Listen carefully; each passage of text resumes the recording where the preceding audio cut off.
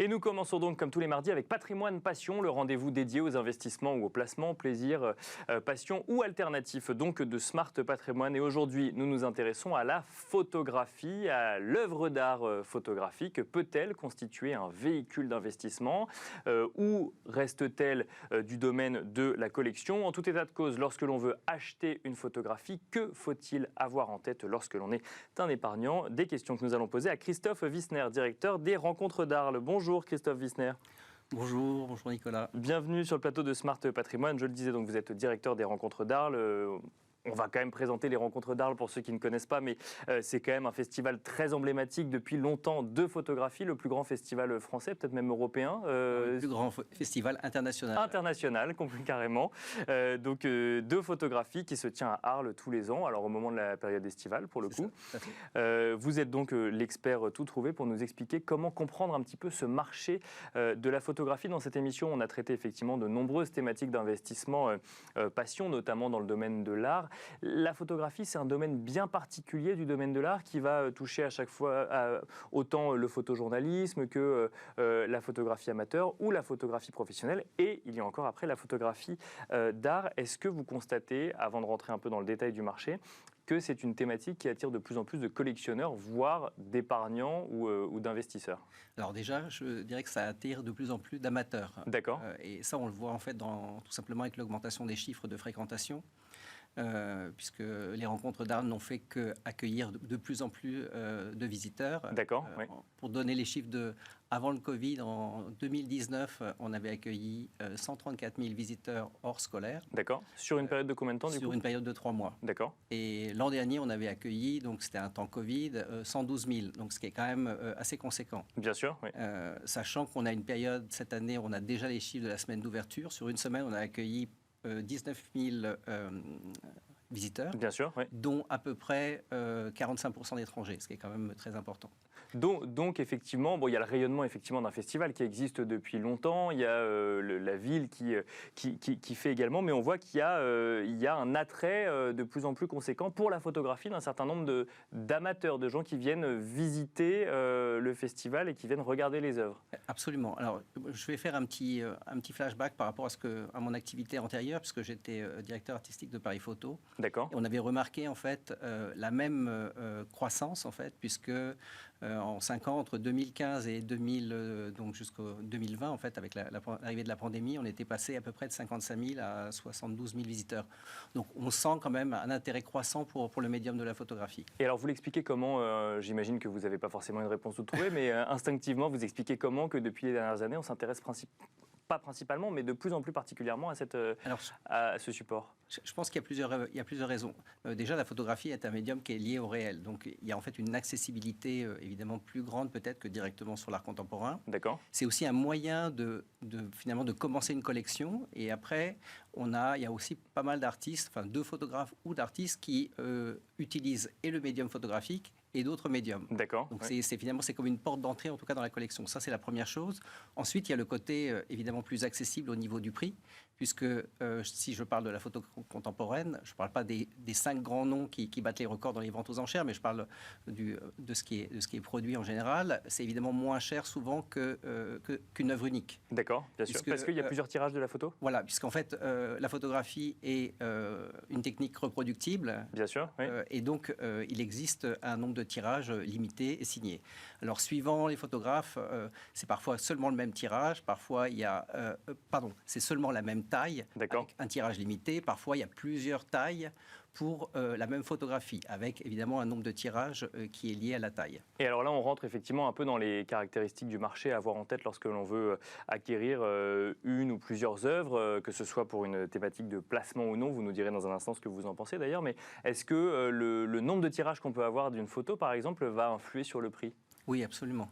Oui. Alors, on peut quand même partir du principe que plus le nombre de tirages est réduit, plus l'œuvre a en tout cas une chance d'avoir une valeur plus importante. D'accord, l'effet rareté crée le prix. L'effet rareté crée le prix et En fait, pour comprendre bien le processus, c'est aussi avec l'arrivée de l'art contemporain dans la photographie que tout le marché s'est structuré. Puisque quand même, l'école allemande y a beaucoup participé. Je pense par exemple à des gens comme Gursky ou comme Struth. C'est eux qui très vite ont numéroté leurs photos de 1 à 5 et n'en ont pas fait jusqu'à par exemple 30, puisqu'on considérait qu'à partir du moment où c'était un multiple, on pouvait faire jusqu'à 30 tirages, toutes tailles confondues. D'accord. Ouais. Donc ça, je pense que ça a aussi participé à... Donc plus on fait des tirages restreints, finalement, plus potentiellement ça peut donner de la valeur à une œuvre, parce qu'il y a une sorte alors on ne peut pas dire qu'il y a une unicité, mais on peut dire qu'il y a une unicité du tirage quelque part. On n'est pas à plusieurs milliers d'exemplaires. Justement sur... Si demain on veut acheter une œuvre, alors que ce soit dans une thématique de placement ou de collection, et on n'a toujours pas répondu à la question, je vous la poserai un petit peu plus tard, mais le marché de la photo, c'est peut-être un peu plus difficile à comprendre que le marché de l'art. C'est-à-dire que même le néophyte complet, dans le marché de l'art, c'est qu'il y a plusieurs courants, plusieurs écoles, plusieurs périodes, et donc mécaniquement peut commencer à...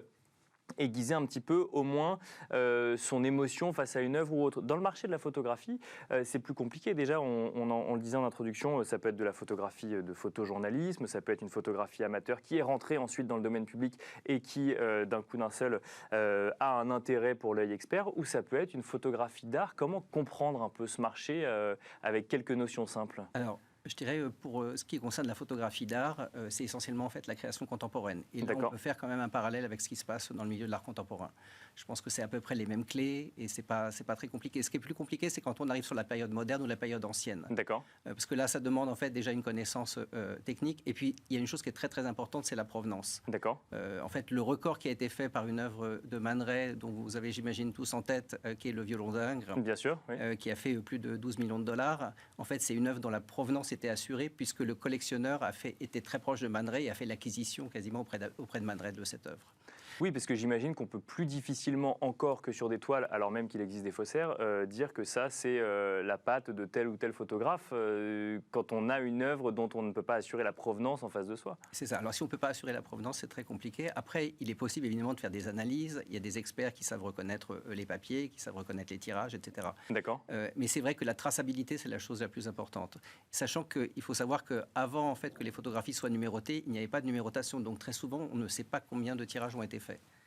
Ni combien ont été gardés quelque part. Il peut y avoir aussi un effet rareté de ce fait-là. Tout à fait, absolument.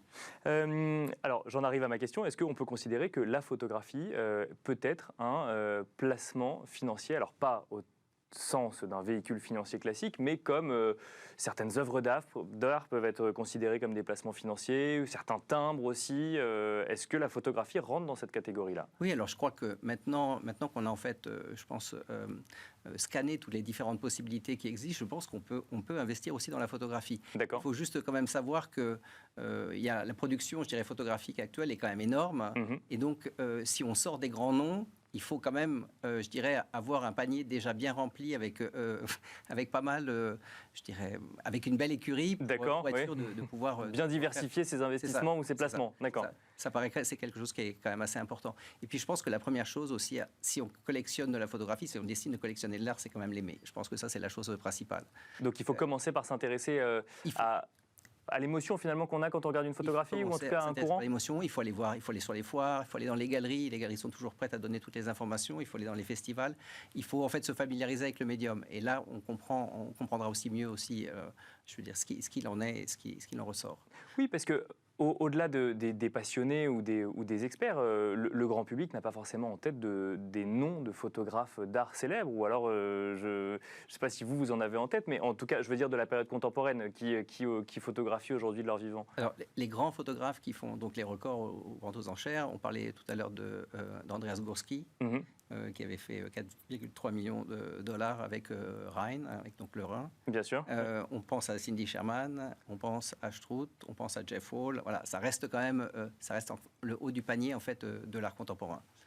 Et est-ce que par exemple des photographies journalistiques pour le coup célèbres peuvent rentrer également dans une, alors célèbre, pas forcément la plus célèbre, mais des tirages de gens dont la photographie était un métier avant de passer sur la photographie d'art, peut-être aussi une stratégie d'investissement ou même de collection? Alors, si la photographie est aussi numérotée et limitée dans ses tirages, il y a des photographes qui sont issus du photojournalisme qui sont également sur le marché de l'art. D'accord, oui, bien sûr. Donc on peut trouver les deux. Alors, pour finir, Christophe Wissner, qu'est-ce qu'il faut avoir en tête lorsqu'on veut aller sur ce marché? On a parlé de où chercher de l'information, on a parlé de la façon dont on crée le prix d'une photo, on a évoqué le fait que c'est moins cher potentiellement qu'acheter une œuvre d'art, du fait qu'il y a plusieurs œuvres. Qu'est-ce qu'il faut avoir en tête absolument? À quoi est-ce qu'il faut faire attention? Donc la provenance, ça j'ai bien saisi qu'il fallait faire très attention à la provenance. Alors, surtout si on achète en fait une œuvre ancienne. D'accord. Maintenant, à partir du moment où on achète une œuvre de second marché, c'est toujours important d'avoir la provenance. Bien sûr. Même pour une œuvre contemporaine. D'accord. Et d'autres choses auxquelles il faut faire attention, des pièges qu'il faudrait éviter quand on est un investisseur ou néophyte sur le sujet? Le nombre de tirages, ça on l'a dit, je pense que c'est vraiment important. Et puis après, se laisser guider par ce qu'on aime également. D'accord. Regarder, lire. Il y a, ensuite, en ce qui concerne le marché pur, il y a par exemple le site ArtPrice sur lequel en fait, on peut revoir régulièrement en fait, combien vaut tel et tel artiste. Je parle de ça pour des gens plutôt connus. Et puis après, ce qui est aussi important, c'est de voir où ces artistes sont représentés. Par qui sont-ils représentés? Puisque, je dirais, une cote, ça se fait aussi par la représentation dans des expositions muséales, dans des galeries, dans des festivals. Et suivant en fait cette représentation ou cette représentatibilité, évidemment, c'est aussi une plus-value pour l'artiste en question. Et ça, je pense que c'est une chose aussi importante. Si on achète quelqu'un de complètement inconnu et qu'il n'y a pas de réseau, ça va quand même être déjà plus compliqué. Et alors, est-ce qu'il peut arriver que deux photos, justement, puisque deux photos peuvent provenir du même tirage, soient estimées à deux valeurs complètement différentes, du fait qu'il y en ait une qui proviendrait d'une grande collection et l'autre non, par exemple? Ça peut être possible s'il n'y a pas eu d'échange entre les lieux d'estimation. Merci beaucoup Christophe Wissner d'être venu sur le plateau de Smart Patrimoine nous détailler un petit peu cette thématique de collection ou d'investissement qui peut être la photographie. Je rappelle que vous êtes directeur des rencontres d'Arles. Merci beaucoup. Merci beaucoup. Et quant à nous, on se retrouve tout de suite dans Enjeu Patrimoine.